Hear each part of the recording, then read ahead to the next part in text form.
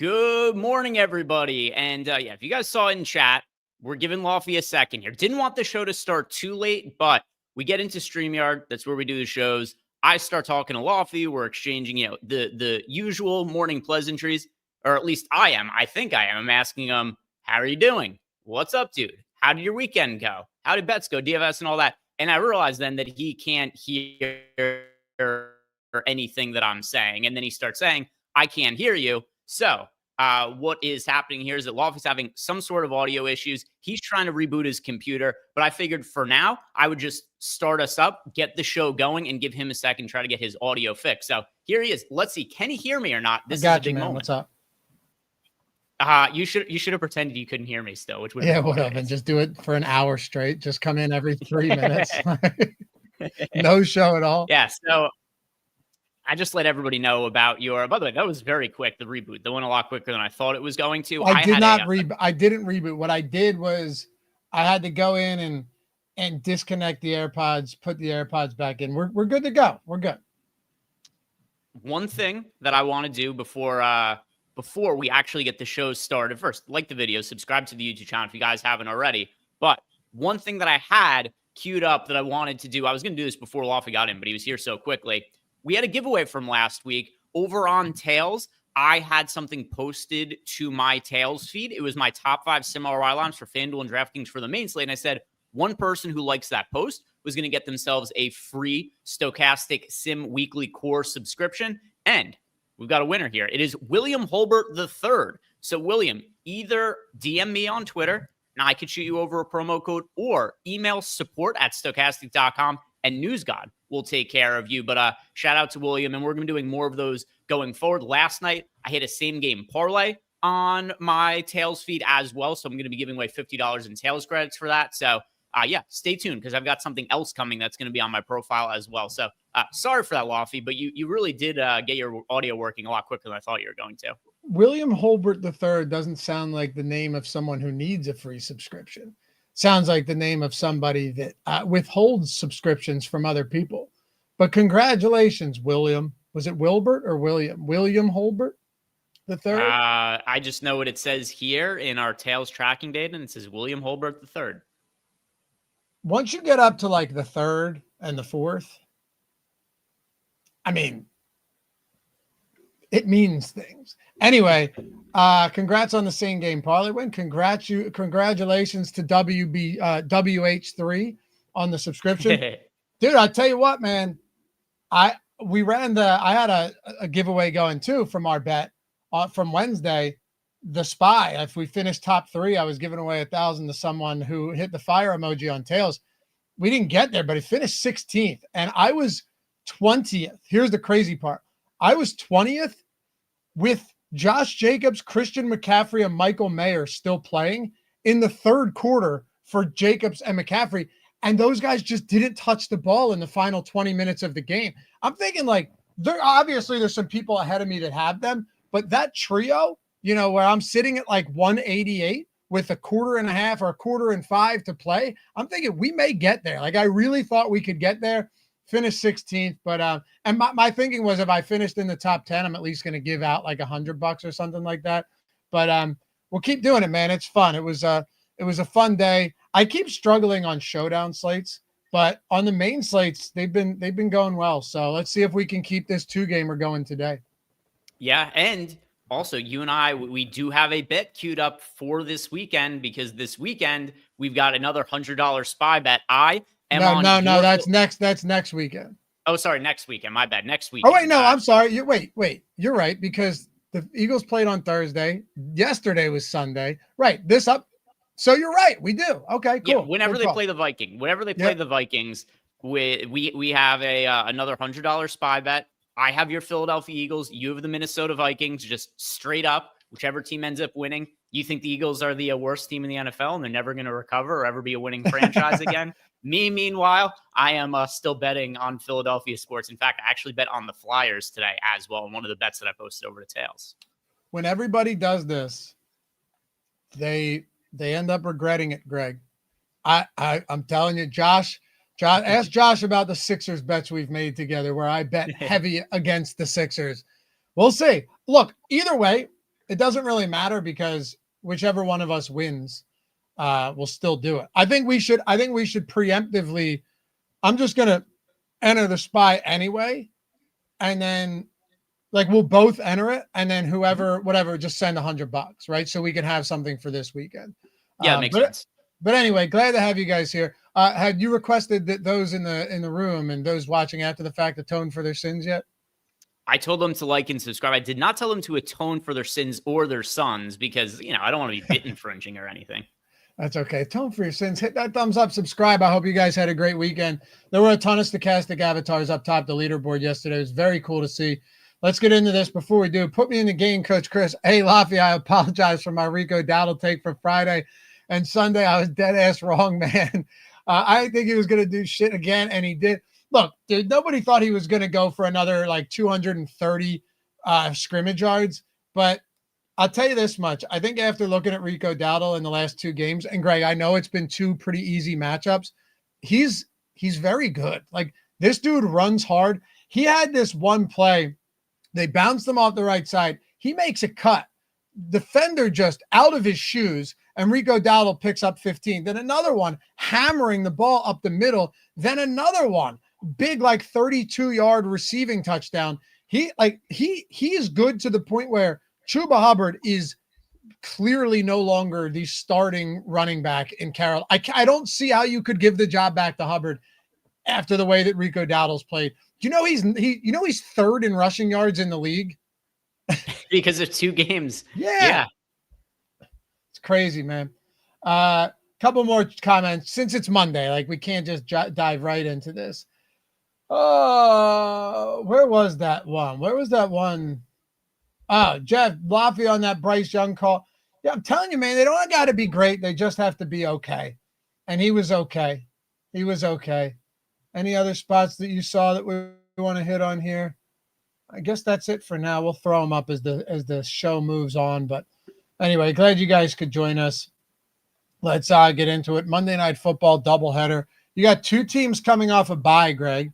Mm-hmm. The Atlanta Falcons, the Chicago Bears. You got one team coming off a rough loss in the Patriots.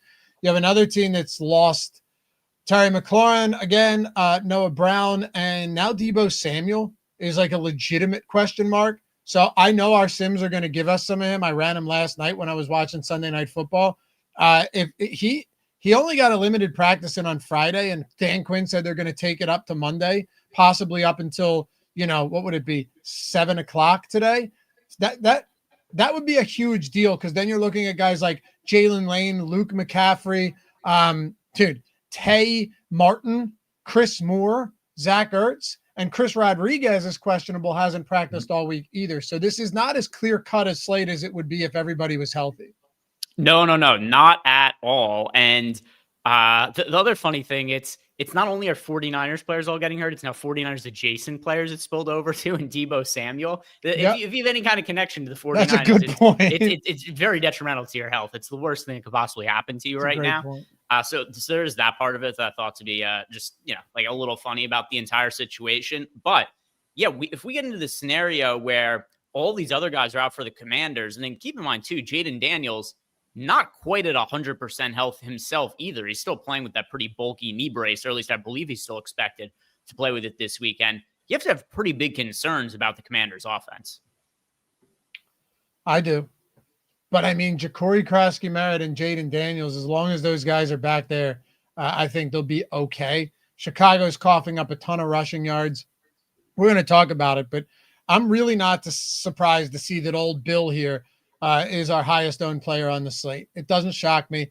We'll go position by position, so I'll wait to elaborate on all of that. CP15 with the super chat. Thank you, sir. Good morning. CP is enjoying the Sims. Good. I'm glad, man. Is there a way I can apply a filter so a tight end does not end up in the flex? Greg has some thoughts on this. He can. He's a lot better at explaining these things than I am. So the first thing I would ask you is, why do you want no lineups with the tight end in the flex? Because that if it's a thing where you're just like, I don't like it, you should want to play the best lineups. And that is one of the most underutilized and most valuable lineup type constructions, is playing lineups with the tight end in the flex. Those are very good lineups you should be playing. So first I would want to know why it is you do not want to play them.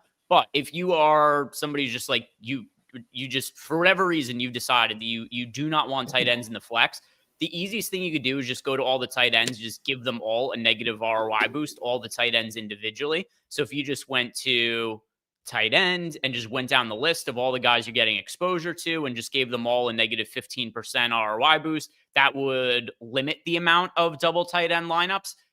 Obviously, you still have to have exposure to one tight end in every lineup, but that would take out some of those double ones.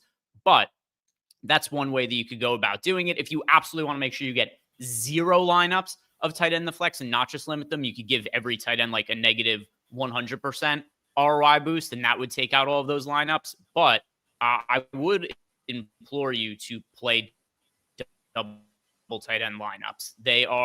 They're not showing up quite as prominently this year just because there's a lot of value, but there's a lot of slates that do not have very much value. And in that case, it's just because the tight end position is priced differently than all of the other positions and the min price is lower, you are going to find more often than not the best value plays on slates are tight ends. Like, look at this slate, for instance.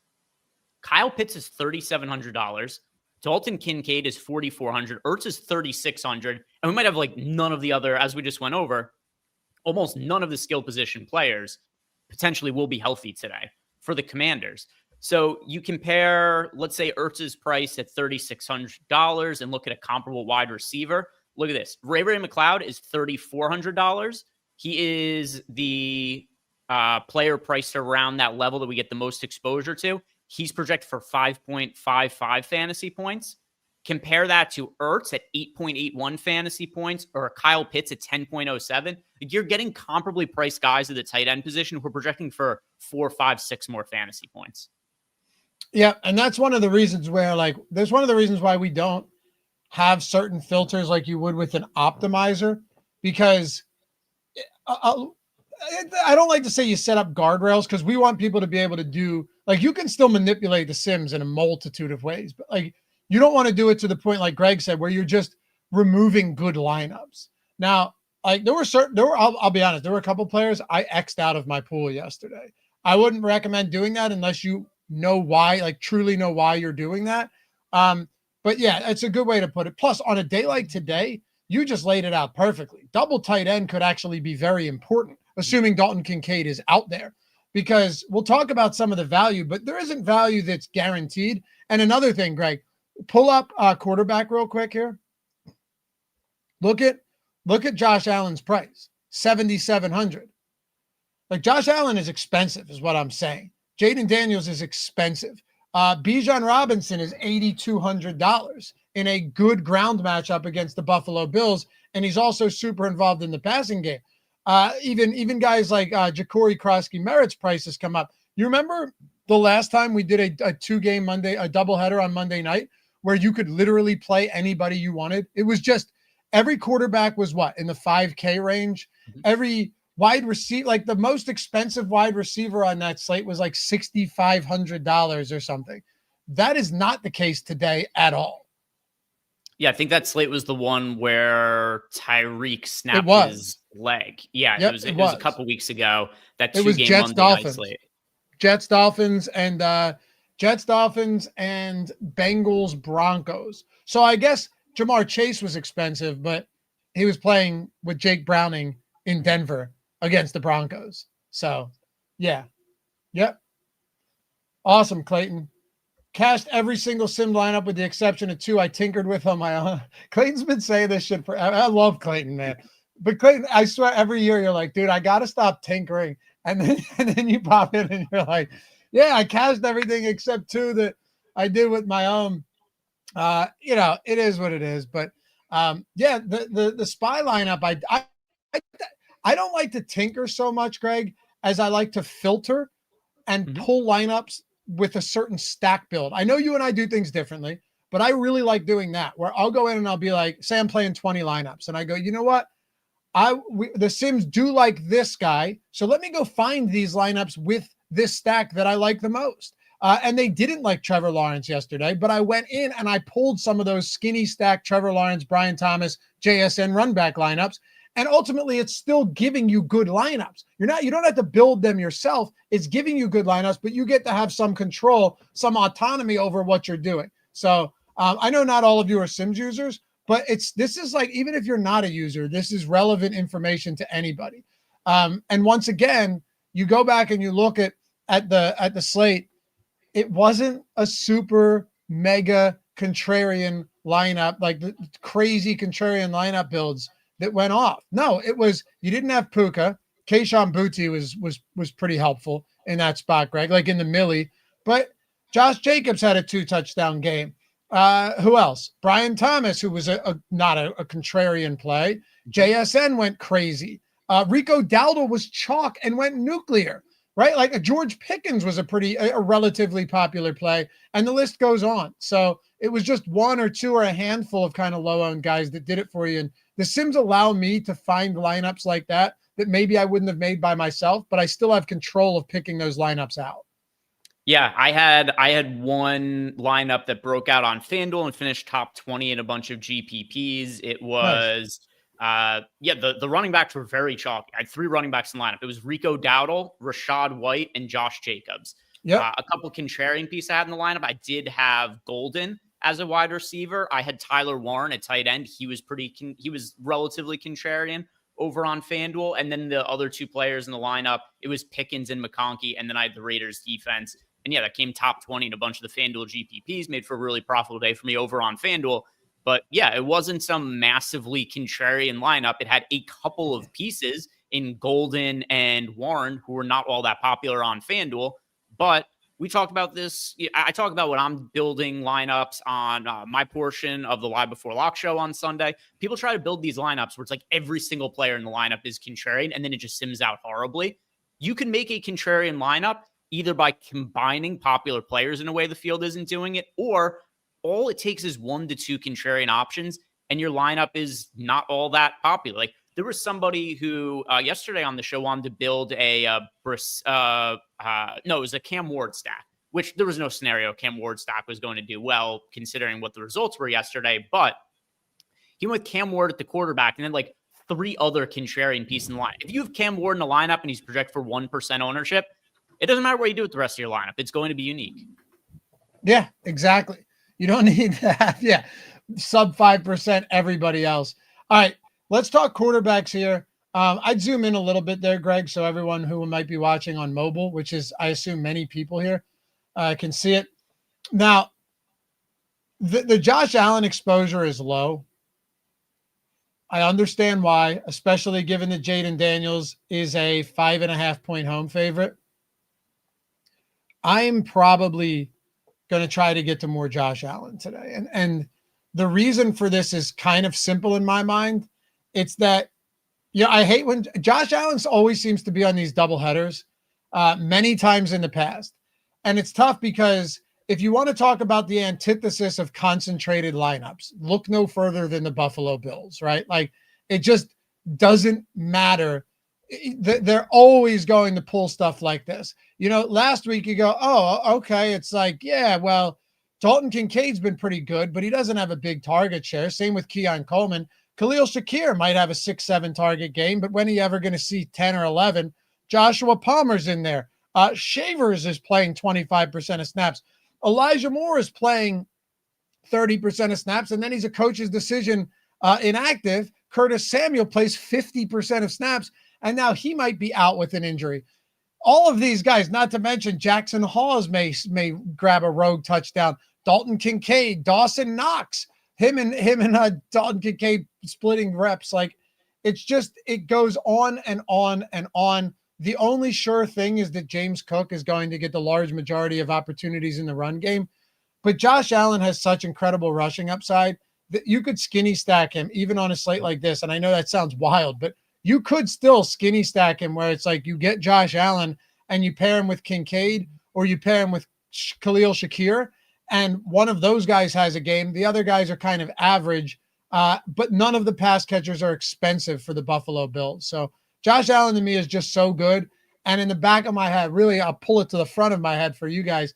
It does feel like this is the type of game where coming off of that loss on primetime Sunday Night Football, like at home against the divisional team, I know Atlanta's coming off a bye. They've improved their pass rush. Their secondary can perform much better when you're getting to the quarterback. Like Josh Allen might just have 60 rushing yards, a rushing touchdown, 2 passing touchdown, and 250 passing today. So I know he's expensive, but there's something about Josh Allen that can just quite clearly break a slate wide open. Yeah, so for me, and we'll see what the ownership looks like as we get later on the day, but we right now have Allen and Daniels both projected for about 40% ownership. Even though our sims are leaning towards Daniels, if I had to choose between Allen and Daniels, I would lean towards Allen right now, just because I'm a little hesitant to say that Daniels has his normal rushing upside because of the knee situation. And then also, if there's no Deebo Samuel, it's like, who the hell is he throwing the football to? So I named those guys for you. Those are like half of them are creative players.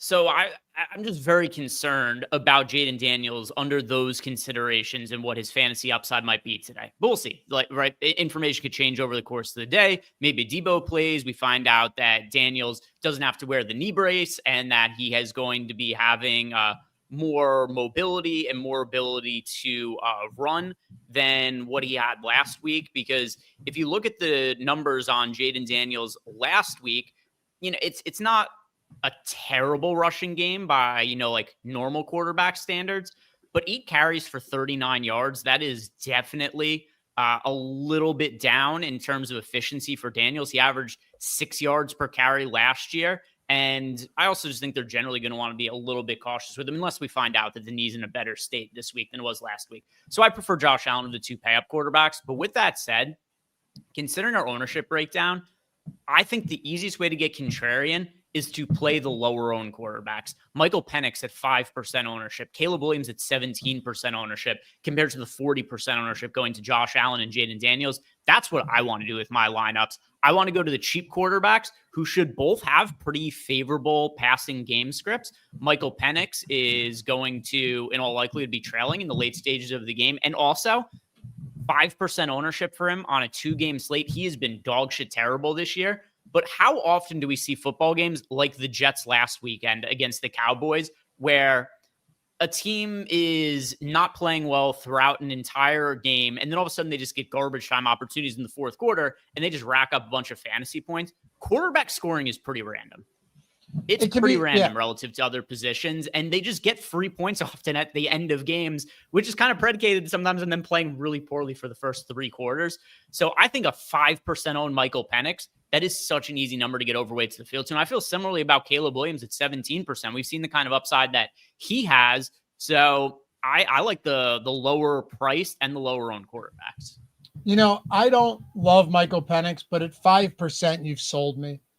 I mean, 5% is just such a low number on a slate like this. If he is really that low owned, like, look, Buffalo gets a lot of pressure. They do. Buffalo gets a lot of pressure. They have a better secondary than their run defense. I still think that the way, if Atlanta keeps this close, is through Bijan Robinson, right? I have a parlay that I posted over to Tails. You guys can go check it out. Everything's free over there. You already know. Where it is I have 2 parlays posted over there. And one of them only found on Tails. One of them's from the betting video. But Greg, with these spots where there's like a lot of, I like to use the term ambiguity, right? There's a ton of uncertainty. I like to build out different parlays where I'm getting these big boosts. And I got a 50% boost on Bet365. DraftKings actually allows me to bet a little bit more on same game parlays. So I went with one where I just took the Bijan alt rushing total with a Penix under passing, and then went with Atlanta plus 4.5 in a spot like that. This what I'm saying is, when you're building these lineups out, I know it's not a showdown slate. There are 2 games, and in a way that's still vastly different than a 1-game slate. But there is an argument to be made that you should be considering all things here. And one of the things is that this game, if it stays close, Bijan could just go nuts, right? So here's the 25% boost I have over there on DraftKings. Links in the description if you guys aren't following me and Greg yet, aren't following all of these other people. Actually, matter of fact, who's the top the leaderboard on the heater lately? Did anyone have a big week? Bank of Dennis, 4-game win streak, PVB bets. Our boy DK DFS, most profit. Okay, so big weeks for a few of these guys. Mike's one of the sharpest guys on Tails. You should follow him, by the way. Ben has brought him on, and this guy one of the best. He's one of the top guys on Juice Reel as well. So yeah, dude, JV. Look at that, old Joey Valentine. No, that's a different guy. Oh, oh, I was gonna say, wow, look at that. But anyway, check it out, dude. We got some stuff. I know you're gonna have a ton of bets posted. You always do. We'll have some giveaways up there as well. Flyers money line. All right, let's go. What is this? A home and home series? They just played them on Thursday. Yes. So also, I don't know. People really give a shit about me talking about hockey, but really quick, the Panthers have a shit ton of injuries to open the season, and they have 4 of their key players who are starting the year on the injured reserve, and they're just priced as if they're the same team from last year. So I'm probably going to be fading the Panthers a lot in the early part of the season. I wouldn't know, but I'll take your word for it. Mr. Education, I believe Milano is out. He's out. Ed Oliver's in, correct? Fresca, thank you for the super chat. Got 21st in the $1.20 max. Was full chalk in every position except I had Cardinal skinny stacks. There you go. Thanks for the advice yesterday. Yeah, dude. Yeah, I mean, those Cardinal skinnies. Well, I assume you had Trey McBride, right? Had to be Trey McBride because it wasn't Marvin Harrison with Jacoby Brissett. And look what happened, man. I told you that line was fishy. I was telling you guys last week, even before the Kyler news. But anyway, let's get back into this one. I'm with you on Penix. I think we broke down receiver or quarterback position enough. Last thing I'll say, I'm not worried about Jaden Daniels' rushing upside. I know you mentioned that, but I do worry that if you have no Debo, and we don't know yet, it's still 10:30 on the East Coast, but this seems like a legitimate game time decision, and I'm not convinced that he's going to be at full health. I mean, Jalen Carter looked like he was going to play with that heel injury, saying that Debo has, and then he was out on Thursday night. So those heel injuries for guys who have to plant their feet and run can be a problem. So I real quick, Greg, what I'm saying is I'm not worried about his rushing upside in the sense that, like, I think his knee another week removed with an additional day because they're playing on Monday should be okay. However, does Chicago just emphasize trying to take his legs out of the game in the event that they don't have Debo and McLaurin is out and Noah Brown is out, and you're literally throwing to a second-year receiver in Luke McCaffrey, a rookie in Jalen Lane, a guy that if you told me he wasn't real and someone just slipped him into the snap sheets, I'd believe you, in Tay Johnson or Tay Martin. Like, that's who you're Chris, what the hell is his name? Chris Moore. Sorry. Yeah. He's been on 1,000 teams. That's who he might be throwing to.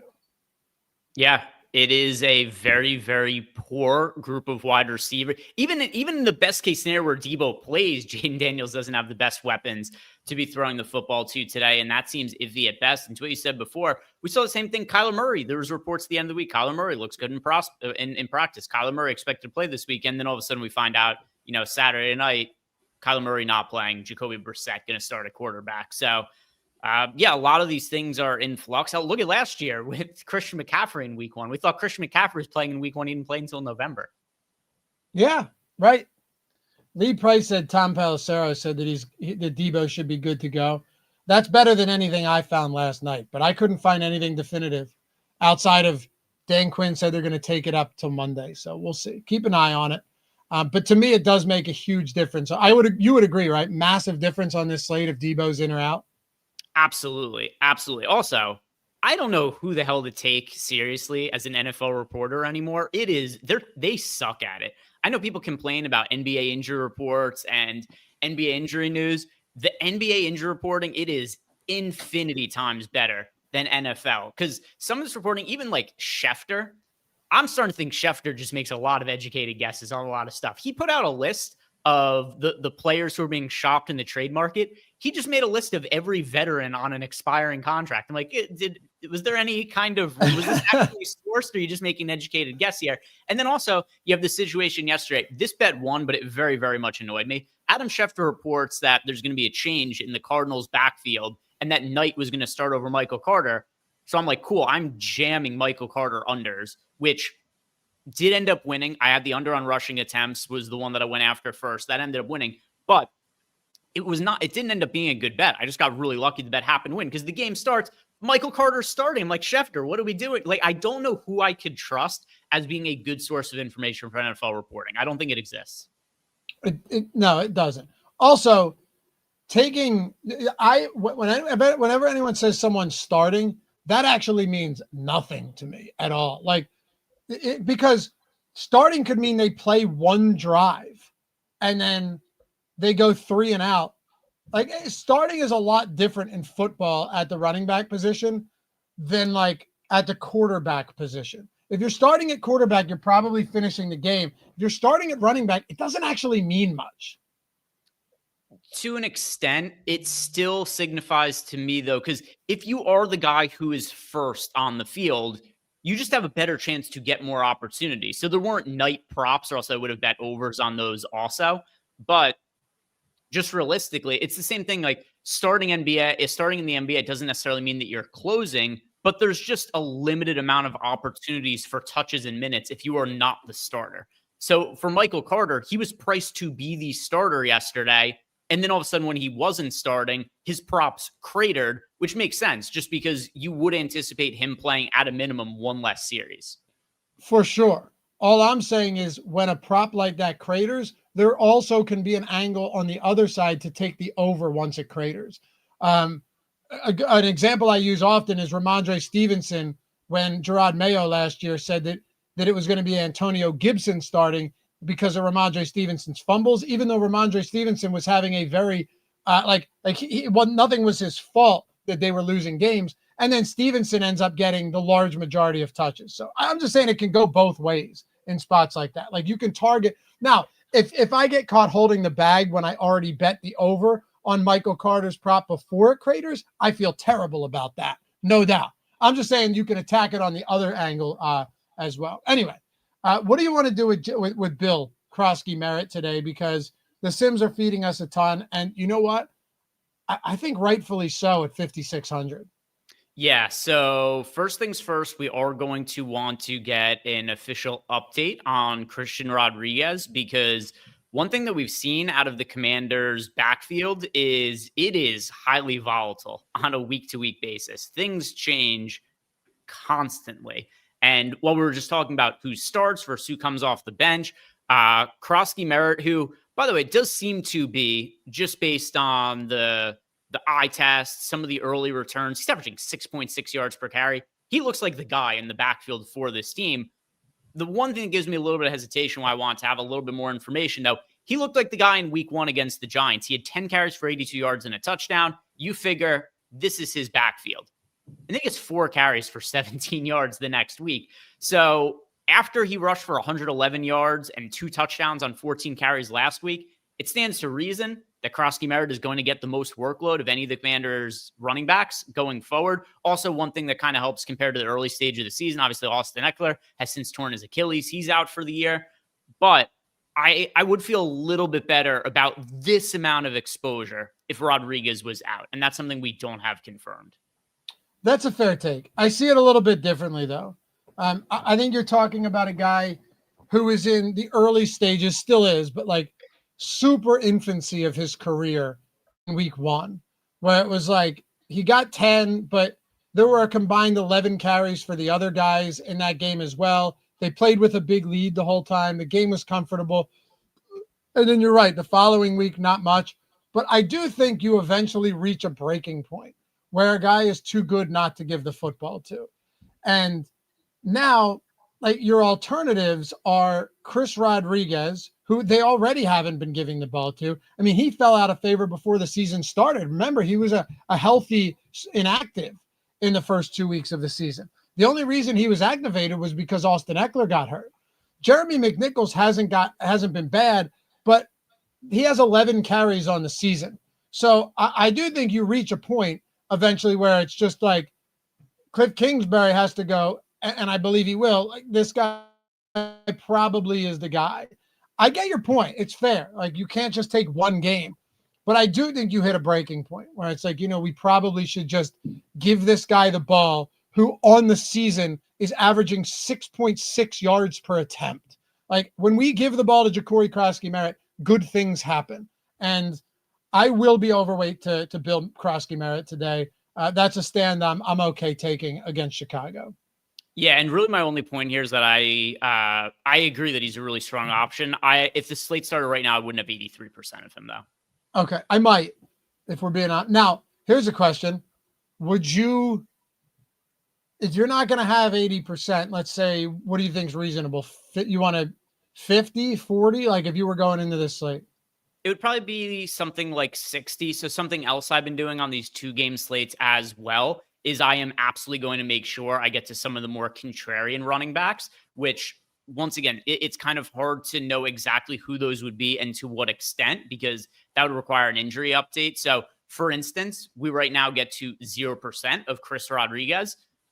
We're only a couple weeks removed from Rodriguez out touching Krosky Merritt. I think that he would be a good leverage option if he's good to go and we find out that there's no kinds of issues with Rodriguez. So what I would be doing is I probably end up with like 60-ish% of Krosky Merritt. I would probably have maybe like a little bit more of Bijan Robinson, maybe a little bit more of DeAndre Swift. And then I'm also going to be forcing in some of the lower owned players at running back as well.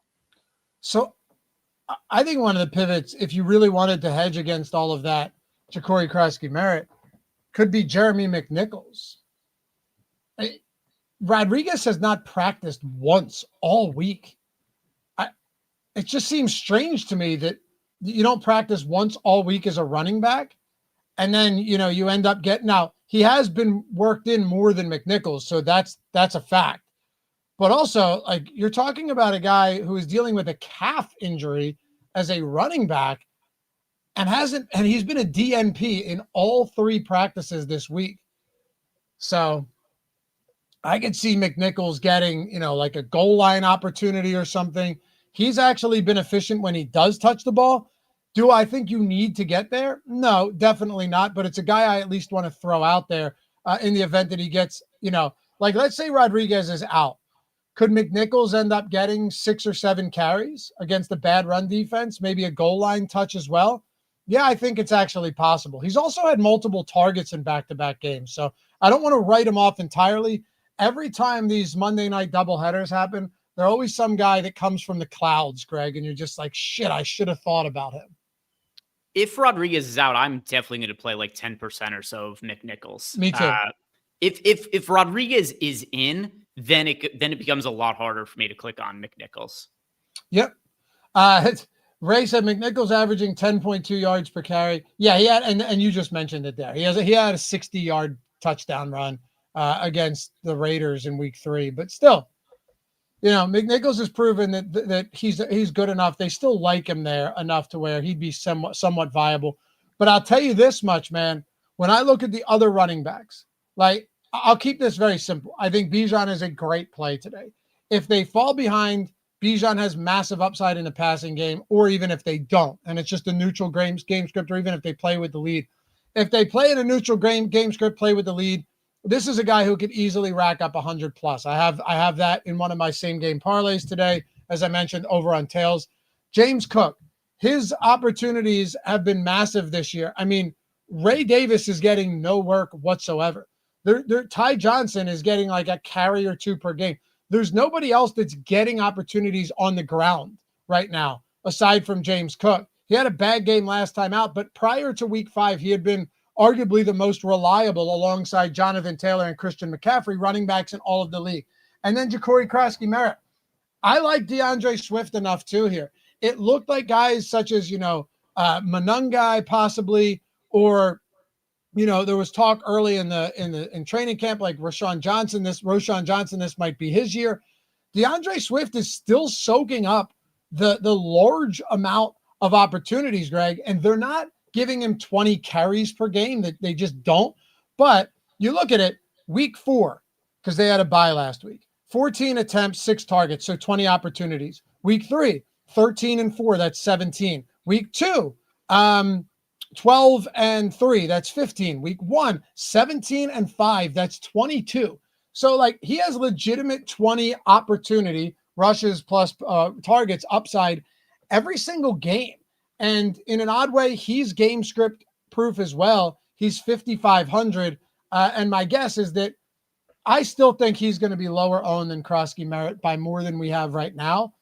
All 4 of those guys to me are viable. Once you get below that, to the Tyler Algiers, potentially the Jeremy McNichols, minimum salary Ty Johnson, it starts to get ugly real quick.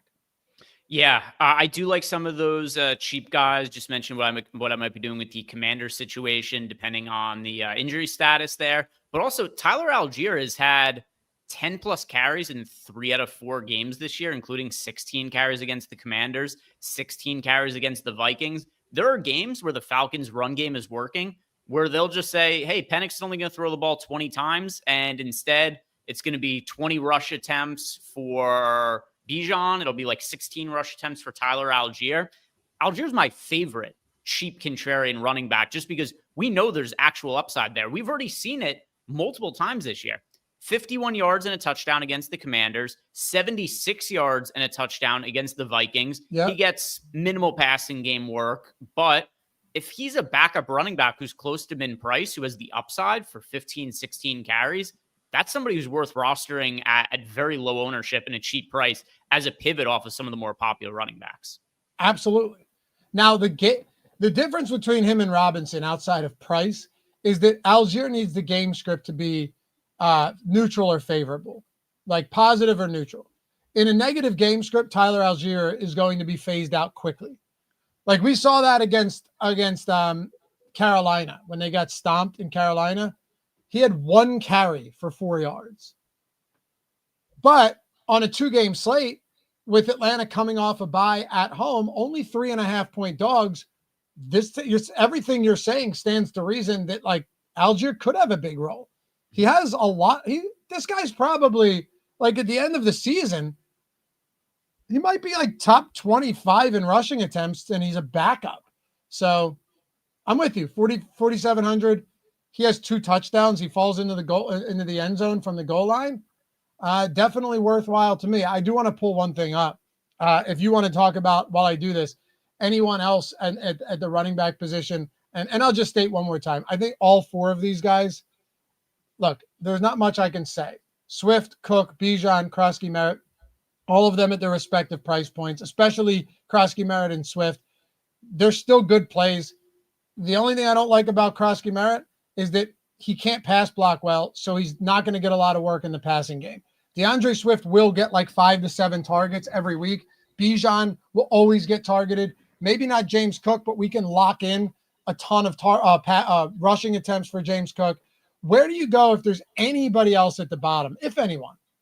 Yeah, so I think we've exhausted everybody at this point just because we already touched on Tyler Algier. We talked about the Commanders' backup running backs. There's just not enough upside for me to want to play somebody like Monungai. And I still do have this gut feeling that sometime we're just going to see Roschon Johnson be the backup running back instead of Monungai. I don't think Roschon Johnson even has had a touch this entire season. He also started the year hurt. But one of these games is just going to be like, hey, let's give Roschon Johnson a look to see what ends up happening there. So with that in mind, we've talked about most of these situations. Buffalo, we heard them say prior to last week's game that James Cook can getting a lot of playing time and touches, and they wanted to try to limit that going forward to ensure that he's going to be healthy for the playoffs. But with that said, he played 72% of the snaps last week, which is actually higher than what he had been playing at other points in the season. So I don't really know exactly what to make of the coach speak that they're going to try to limit the playing time of James Cook only for him to play more than he's been playing the rest of the season. So coaches, dirty, filthy liars. They don't tell us the truth. They lie for absolutely no reason at all sometimes. So I don't have that much interest in going to Ty Johnson or Ray Davis. The other issue there too is Ty Johnson has been the backup running back, but I don't even think that's guaranteed. You could certainly see that flip and Ray Davis be that guy. So it's hard for me to trust any of the backups for Buffalo. In general, I have the most interest in Algier as a contrarian running back, and then the second most interest in either Chris Rodriguez or McNichols, depending on what happens with the Commanders' injury report. So I pulled this up. On the season, listen to this. The red zone split in rushing attempts for Algier and Bijan, 10-10 inside the 20, 7-3 Algier Bijan inside the 10. And 3-2 Algier to Bijan inside the 5. Even red zone rushing touchdowns, you have more for Tyler Algier, 2-1. That is a good angle. I think you could play both of them together, by the way. If Atlanta plays this game close, I genuinely think they try to restrict Michael Penix from doing too much. Mind you, Darnell Mooney's out. And I think you could see I think you could see quality builds with Algier and with Bijan Robinson in the same lineup. And I'm very much okay with that, Greg. Yeah, I'm just curious. I gave a really aggressive ROI boost to Tyler Algier. I just want to see, number one, how many lineups does that have him showing up in? All right. So yeah, I'd be okay with that, honestly. Okay. Well, I got to 23% of Algier here, but I want to see what that does to, not this part would have changed, but I'm just curious to see what some of the top lineups look like with Tyler Algier. So let's see. Allen, Cook, Algier, Dunze, Drake London, Khalil Shakur, Kyle Pitts, Krosky Merritt, Commanders. Yeah, nothing too crazy across these top lineups. The second one has Bijan, though. Yeah, this one is Bijan and Algier. There's another one with this one is Jaden Bijan Daniels. and Algier too. Yeah, a few of them have Bijan and Algier. I mean, it makes sense to me. All right. As you mentioned, we've exhausted our options. Let's talk about the wide receiver position. Real quick, though, Greg. I know you saw it because I sent it to you guys on the content team. I got an awesome DM from somebody yesterday. Won't share the whole thing, but it was basically like, yo, thank you for responding to me at the start of the season. Having a great season so far. How about this for a screenshot? Where is it? Yeah, here it is. So it was Cody. I started using Stokastic a couple weeks ago, and I'm seeing huge returns. Thanks, Loughy. It's Stokastic. Let's run it back on the Sunday Night Football slate. Look at this screenshot, Greg. Aaron Costa, who is, one of the preeminent Stokastic avatar using DFS players. He won $1 million last year. This guy's been awesome. And then Cody in second. This is the same contest. And then Kai, by the way, this is Kyle, who typically joins us in the shows and has won many five-figure wins, takes third place. So $90,000 up top from Stokastic avatars yesterday. And then I tell you guys all the time, like, it's not just high stakes, mid stakes stuff. You have some of these other spots like Crypto Kid, and just like that, took down my first tournament. The Sims truly are unmatched. 175 in the mini max, right? Elway's Army, one of the best low stakes players out there. I'm telling you right now. NFL Sims tools and some analysis from you guys, crushing. Thank you. Congrats, Dave. Always love to see you win. Dion, twice in 4 days, $500 in the Hail Mary, and then 2K here from Wednesday. Another win using the Sims. Always appreciate all the info throughout the week. It just goes to show you, it's not just like, I can't use these tools unless I'm playing high stakes stuff, Greg. Yeah. And you see Elway's Army, just to what you said before. It's also, we support all the different slates. So Elway's Army, it was on the early slate that he won on. At first I saw the tweet from him. He's like, thanks for the tools. I'm like, the slate's only halfway done. What are you talking? And then I realized that it was because he played the early slate yesterday. So if people do like playing either the early slate or the late only slate, the afternoon slate, or maybe all the different showdown slates, because there are showdowns for literally every single game on all the slates on DraftKings. We have all that supported within the sim. So whatever it is that you like to play, we have it covered for NFL. Yeah, man. And don't bury the lead here. You can sign up with the link in the description. All you have to do is follow these 4 steps. The one that says sign up with any of our partners, get the Sims free. Literally all you have to do, Onyx is in 40 plus states, right? Caesars, Fanatics, if you're in non-legal betting states, Onyx is up there. Better, Sleeper, Underdog, all of these, man. All of these. Click claim offer, make your deposit. It's a $5 or $10 minimum deposit. Place a bet or set a pick'em lineup. Then just take the screenshots of your welcome email, your first settled bet. Email us at support@stokastic.com with those screenshots. Tell us what you want. If you're low stakes players, I mean, there's simply no better way to do this. You're getting in a full month of the core Sims for whatever sport you want by depositing $5 or $10, getting your bonus bets, getting your deposit matches. You might even win your bet. And you can do it like 3 of these equals 3 months. 4 of them equals 4. You could go give me 2 months of NFL, 2 months of NBA. And then you go into the low stakes contest and just annihilate them, because who else is using these tools in the mini max, right? In the quarter jukebox and stuff like that. So you can just click the regular link, check out the weekly, monthly subs we have, or you could do it this way to get a free month or many months of core and jump in on the action if you haven't done so yet. So that's the best way to do it right there, man. I couldn't stress it enough. All right, wide receivers. I want to go to you here and get your thoughts because running back's pretty concentrated. Quarterback, there's only 4 of them. Once you get to the wide receiver position, assuming Debo plays, there are still going to be some cheap guys that we have to consider regardless, and that includes a bunch of guys in this 5K range as well. The highest price receiver, I think, is $6,500 Odunze this week. Yeah, so this pricing, there's just no like true stud wide receiver. I think coming into the year, a lot of us thought Drake London was going to be that guy, but Penix has played so poorly that there hasn't been an opportunity for big, massive games for any of the pass catchers for Atlanta. So as a result, Drake London, he's kind of priced modestly. Odunze, he's somebody whose stock is up from the start of the year. And then you got another wide receiver too, DJ Moore, the expected number 1 wideout for the Bears this year. Because Odunze has been so good, DJ Moore's kind of fallen down the pecking order a little bit. So to what you had said, we don't have any real true pay up wide receivers. There's no Jamar Chase tonight, which we had on the last 2-game slate. There's no Tyreek Hill, which we had on the last 2-game slate. Instead, we're looking at Drake London in a tough matchup with a very questionable quarterback. We've got Deebo Samuel, we don't even know is going to play. And then you've got Odunze, who I would say I feel the most confident in. But with that said, are we 100% convinced he actually is the number 1 wide receiver for the Bears just because he has been so far this year? I tend to think yes. But one thing I just want to bring up as a point of leverage that's tied to that, I really want to be overweight to the field on DJ Moore at 26% ownership at $5,400. I think there's a lot of upside in a guy who I still think is really, really talented. He just hasn't had the fantasy production so far this season. But we are going to be forced to play cheap wide receivers just because there aren't expensive guys that really exist on the slate. Exactly. I mean, look, I think Odunze is the clear number 1. 27% target share. Olamide Zaccheaus is at 17%. DJ Moore is at 16%.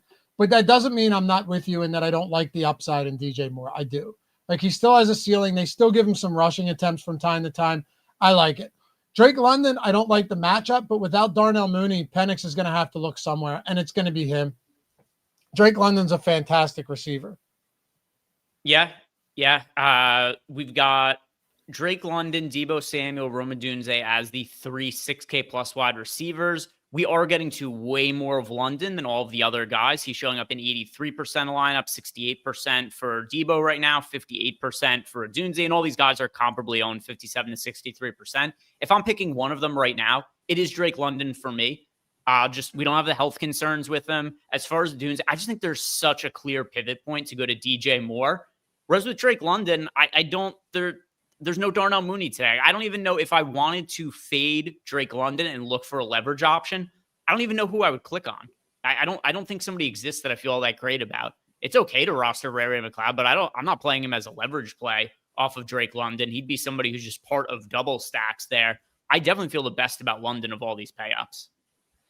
Yeah, maybe it'll come back to bite me, but I'm wildly uninterested in Ray McLeod this week. You know, it's for him to get there, he needs to do something after the catch. And it's like, do I really want to do that? I mean, I don't really have a ton of interest there. Then you have like your Casey Washingtons and stuff. He's minimum salary. Look, we're getting 7% of him. I'm fine with that, right? Do me a favor, sort by lowest salary, because this is where it gets interesting. We could talk all day. We could talk all day about like Khalil Shakir. He's perfectly fine. DJ Moore, Rome Odunze, Deebo Samuel if he plays, Drake London. But what about these dirt cheap guys? Because there are a lot of them today and several in Washington as well.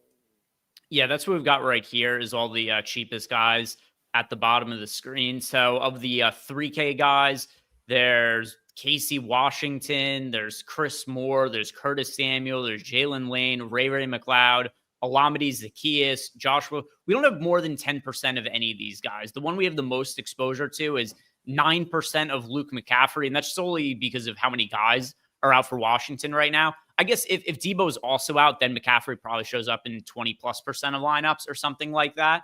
But yeah, as of right now, we're not getting much exposure to any of the 3K wide receivers. Instead, it's the guys in the 5K range that show up a little bit more.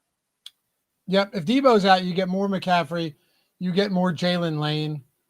You might even end up getting like Chris Moore and those type of guys, right? They're all minimum salary, not minimum, but they're close to minimum salary. They're sub 4K. Chris Moore's minimum salary. So, yeah, those guys to me, and I don't know where you stand here entirely. Those are just like mix and match guys, and I'll let the Sims do the rest of the work. The only thing I don't want is like, let's say Debo plays. I don't want to be heavily overweight to one of these cheap guys and heavily underweight to all of the others. I just think that's a bad recipe on a 2-game slate like today.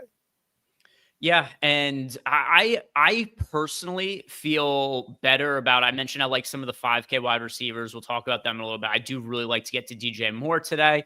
But if I'm going to be contrarian, the way I want to do it and save salary is either double tight end lineups. We already had the message before. Somebody's like, why would I don't want to play double tight end.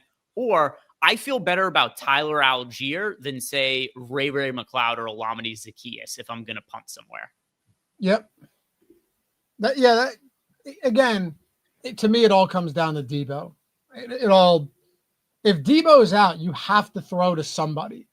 And like we saw what Kendrick Bourne was capable of doing with I did not expect that yesterday. I'll tell you that much. I was not getting the Kendrick Bourne, but the previous week on Thursday Night Football, you got to go somewhere, and teams are going to key in on Christian McCaffrey. I assume something is similar this week if Debo sits, but we'll see. All right, go to tight ends here and see what we've got working for us. It's, to me, if Debo sits, how do you not go to a lot? And again, he might not. But even if he does, how do you not go to Zach Ertz? And if he doesn't, you're probably going to get a decent amount of Zach Ertz anyway. Yeah, so Zach Ertz, I mean, already as is Terry McLaurin out again, $3,600 Zach Ertz. He's showing up probably not as many lineups as I would like, with him being in 21% of them right now. Kyle Pitts showing up most prominently in 56% of lineups. Then you got Dalton Kincaid at $4,400, who also, we need an update on Dalton Kincaid, because unless you saw anything different this morning, he's not a lock to play either. I know. And if he doesn't play, then Dawson Knox at $2,500 at the dead min. And, dare I say it, Jackson Hawes, Spencer Hawes' nephew. That's not true. But it is true. It's a fact. It's a fact. Yeah, I don't know. We'll see. Dalton Kincaid's always banged up, but he's good. If everybody plays, including Debo, I still like Kincaid a lot. He's been a great red zone target. I love pairing him with Josh Allen on a slate like this. Atlanta has completely wiped out tight end production, but through 4 games, I don't really care nearly as much about that as I would if this were like week 16 in the season, or even week 11 or 12, Greg, because like they faced Washington with Marcus Mariota. Oh, surprising. No tight ends did anything. They faced Carolina. They faced Minnesota with, was that Carson Wentz? Oh, no, even worse. That was McCarthy. And then they faced Tampa Bay, and they haven't been utilizing Cade Otton either. So that's why defense versus position in football early in the year, or even late in the year, can be insanely misleading, right? Because they could have just faced teams that don't utilize their tight ends, which they have so far this year. So I don't worry about that as far as Dalton Kincaid is concerned. I worry more about his injury, but we'll see how he does. I like Kyle Pitts too. Kyle Pitts at $3,700, I think, is a very reasonable price with no Darnell Mooney. Pitts is quietly having a pretty solid season too. Like, is he ever going to be the guy we expected him to be? Probably not. But at the same time, could he go out there and give you 5 for 70 and a touchdown like we saw against Washington? Absolutely. He can do it. He's averaging 6 targets per game. That's perfectly fine at $3,700 at a position that is traditionally very weak. Yeah. So for reference, he has 20 catches for 205 yards this year at $3,700. Look at some of the wide receivers we just talked about. Joshua Palmer, Olamide Zaccheaus, Ray McLeod. If we're comparing guys at similar price points, talking about playing somebody in the flex, What you're getting out of Kyle Pitts at $3,700 is way more than what you've gotten so far this year out of guys like Ray McLeod or Jalen Lane or whoever else might be comparably priced there. So, Kyle Pitts, I think he looks really good at $3,700. That's also who our sims are pushing us towards the most. If Dalton Kincaid doesn't play, we're going to get to even more of Kyle Pitts. Dawson Knox will also show up in lineups in that event. And then also guys who show up a little bit in lineups, but our sims are generally overweight to, and Keon Coleman and Khalil Shakir, they would also show up in more lineups if Dalton Kincaid isn't out there. Yep. Great question from Francis. No post-buy rookie bump factored in for Burden. Yeah, this is a tough one for me, Francis, because, well, it's twofold. One, Luther Burden is playing still sub 30% of snaps. If he does play more snaps, who's losing them? It's not Rome. It's not going to be more. Maybe Zacchaeus, but they like Olamide Zacchaeus.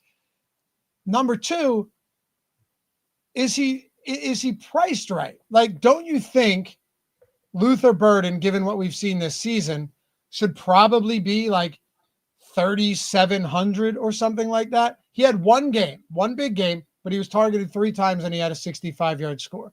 Aside from that, 2 receptions on 2 targets minus -4 yards. 1 reception for 5 yards on 2 targets. 1 reception on 1 target for -3 yards. 2 of his 4 games, he has negative receiving yards. Now, I get what you're saying, Francis. Hey, does the post-buy rookie bump help him? Maybe, but also, who is he going to take work? Like, who does he usurp in this offense?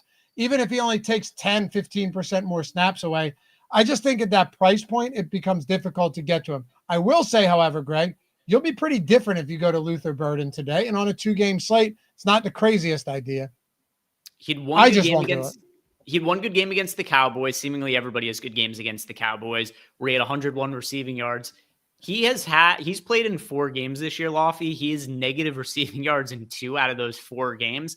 So once again, he's played 4 games this year. He had over 100 receiving yards against the Cowboys, and he has less than 100 receiving yards for the season. Yeah, right. Exactly. So it's a play you would never make on a main slate, but the question's super valid for a 2-game slate. But, I probably won't be getting to much of him.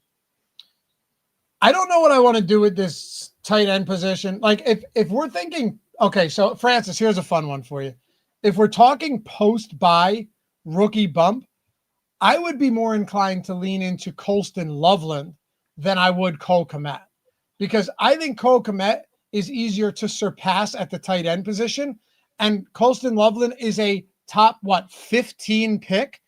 This to me would actually be the spot where I would be willing to boost a little bit and get like 10% up. So I'm glad you asked that. For me, it would actually be Loveland. I think he has an easier path. He's at a weaker position, a position that oftentimes underwhelms. Colston Loveland would be my, hey, coming off a bye, pretty early mid first round pick this year. That would be my guy. Yeah, they took him 10th overall in the draft. If you look at snaps, so keep in mind, Loveland was out week 4. So Kmet ended up playing 100% of snaps that week. He also got hurt initially in week 3. So here's what we had for playing time for Colston Loveland compared to Cole Kmet. In week 1, Kmet played 90% of snaps. Loveland played 57%. Week 2, Kmet also played 90% of snaps. Loveland played 53%. Then Loveland gets hurt during week 3, only ends up playing 10% of snaps. You have to think if they took this guy 10th overall, there is some vision to play him more at some point during the course of the season. You would hope. When is that going to be? It's hard to say. He's coming off the bye. He's also coming off missing effectively 2 games due to injury, but he's been wildly disappointing from a fantasy perspective. At some point, he is going to leap Cole Kmet on the depth chart. I don't think it's going to be today, but I'm okay with relative to the slate. I'm okay with taking shots on it because it's a 2-gamer. I would never do this on a full slate, but for a 2-game slate where you're getting him at 5% ownership, I think it's reasonable to have him in a couple of lineups and just hope that he does start to supplant Kmet in terms of workload. But remember, you don't need him to do that in order to be effective. Like, what were they in week 2? Kmet played 90% of snaps. Loveland played 53 before the injury. So, like, what if you just ended up seeing a 70 70 type of split. You know what I mean? Like, it's not that much harder for him to go from 53% of snaps to 70% of snaps.